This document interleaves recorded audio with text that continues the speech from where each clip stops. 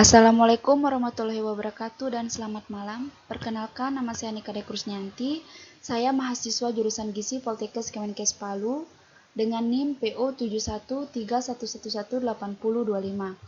Pada video kali ini saya akan menjelaskan mengenai analisis kerusakan mutu bahan pangan untuk memenuhi tugas praktikum pengawasan mutu makanan.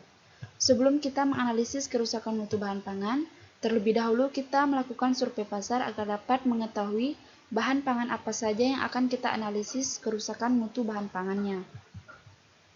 Adapun bahan pangan yang mengalami kerusakan mutu bahan pangan yang saya dapatkan dari hasil survei pasar yaitu yang pertama wortel, yang kedua pisang, yang ketiga ikan, yang keempat tomat, dan yang kelima bawang putih. Baiklah, kita langsung saja masuk ke analisis kerusakan mutu bahan pangan yang pertama,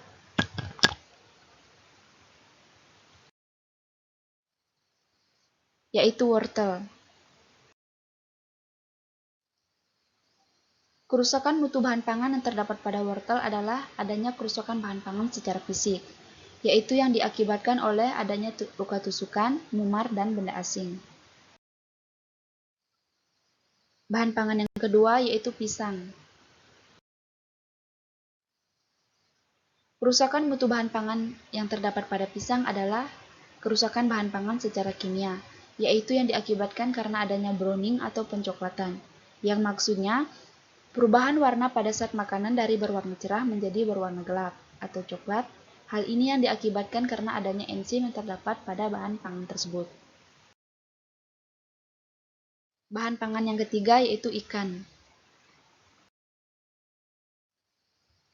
Kerusakan mutu bahan pangan yang terdapat pada ikan ada dua kerusakan yang terjadi, yaitu kerusakan secara biologis dan kerusakan secara kimia.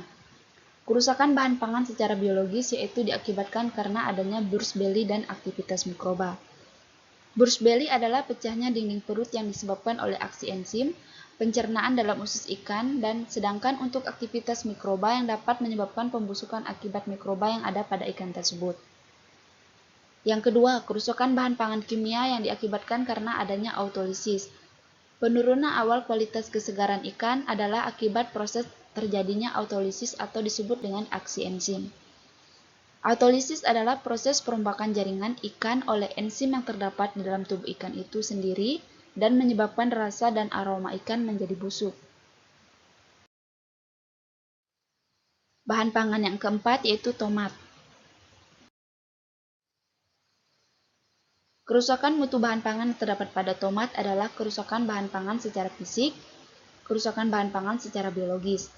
Kerusakan bahan pangan secara fisik maksudnya yaitu terjadi karena adanya memar dan benda asing. Kerusakan bahan biologi yaitu karena adanya aktivitas mikroba yang dapat menyebabkan tomat akan cepat membusuk. Bahan pangan yang terakhir yaitu yang kelima, bawang putih. Kerusakan mutu bahan pangan yang terdapat pada bawang putih yaitu diakibatkan karena adanya kerusakan bahan pangan secara biologis, yaitu yang dipengaruhi oleh aktivitas mikroba yang ditandai dengan adanya pertumbuhan kapang pada bawang putih.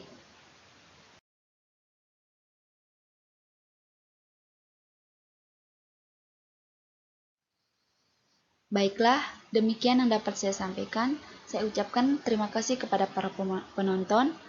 Semoga apa yang saya dapat sampaikan bermanfaat bagi kita semua.